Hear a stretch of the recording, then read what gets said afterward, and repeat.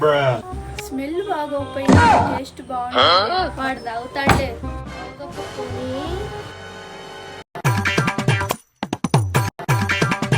చిక్రీ. ఎంత తెస్తుంది, అయిపోయాను.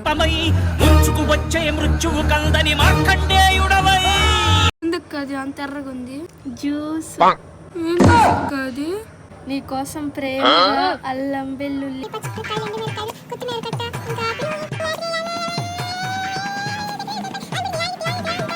నేస్ చేశాను రా.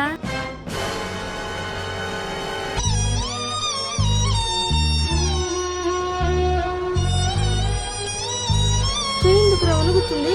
ఏం లేదు, తాగు.